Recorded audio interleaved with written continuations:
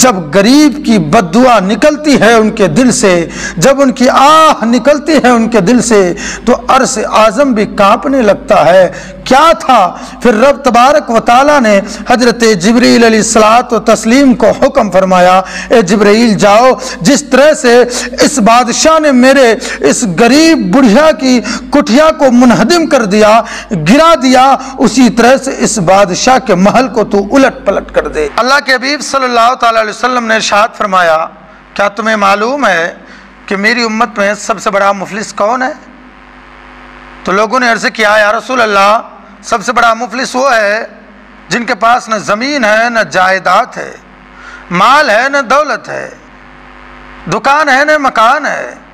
تو آقا کریم نے ارشاد فرمایا، نہیں، بلکہ میری امت میں سب سے بڑا مفلس وہ ہے جو قیامت کے دن اس حال میں آئے، زکوٰۃ تو دیا ہو، حج تو کیا ہو، نماز و روزہ تو کیا ہو، لیکن ساتھ ہی ساتھ میں کسی کو مارا بھی ہو، کسی کا ناحق خون بھی بہایا ہو، کسی پر ظلم بھی کیا ہو، کسی کا مال بھی کھایا ہو، تو اب انہیں راضی کرنے کے لیے ان کی نیکیاں ان مظلوموں میں تقسیم کی جائیں گی، ان مظلوموں میں بانٹی جائیں گی، حتیٰ کہ ان کی نیکیاں ختم ہو جائیں گی، پھر بھی حقداروں کے حق باقی رہ جائیں گے، تو اب ان کے گناہ ان پر ڈالا جائے گا، یہاں تک کہ ان پر صرف گناہ ہی گناہ رہ جائیں گے، اللہ تبارک و تعالی انہیں جہنم میں ڈال دے گا۔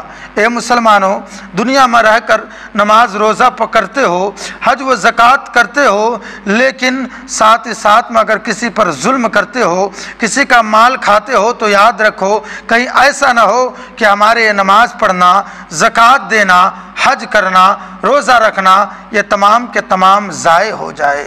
تو اس لیے یاد رکھیں کہ کسی پر ظلم نہ کریں، نماز روزہ کریں تو اللہ کے حکم پر عمل بھی کرتے رہیں۔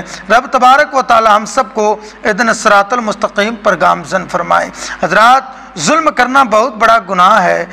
کسی بادشاہ نے ایک شاندار محل بنوایا، اور محل بنوانے کے بعد جب وہ اپنے محل پہ بیٹھا تو ان کو اپنے محل سے ایک کٹھیا نظر آئی، تو انہوں نے کہا، بادشاہ نے کہا کہ یہ کٹھیا کس کی ہے؟ تو لوگوں نے کہا کہ ایک بڑھیا کی ہے۔ بادشاہ نے کہا کہ اس کٹھیا کو گرا دو، اس کٹھیا کو توڑ دو۔ اللہ اکبر کبیرہ، بادشاہ کا حکم سنتے ہی لوگوں نے ان کی کٹھیا کو گرا دیا، ان کی کٹھیا کو منہدم کر دیا۔ جب بڑھیا واپس آئی تو اپنے منہدم کٹھیا کو دیکھ کر لوگوں سے کہا کہ اس کو کس نے گرایا؟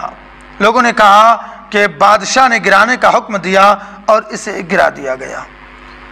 اس بڑھیا نے رب کریم کی بارگاہ میں اپنے ہاتھوں کو اٹھایا اور عریضہ پیش کیا، اے پروردگار عالم، اے مولا کائنات، اگرچہ میں نے اس کٹھیا کو گراتے ہوئے نہ دیکھا، لیکن مولا تو نے تو دیکھا، پروردگار تو نے تو دیکھا، مولا تو اس کا انصاف فرما۔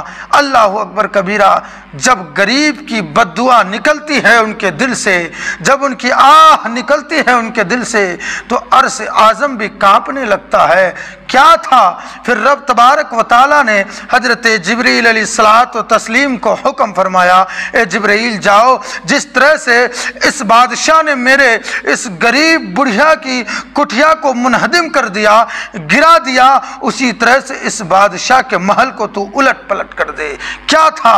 رب نے حکم فرمایا، اور رب کے حکم سے حضرت جبریل علیہ السلام آئے اور ان کی محل کو الٹ پلٹ کر رکھ دیا۔ اللہ اکبر۔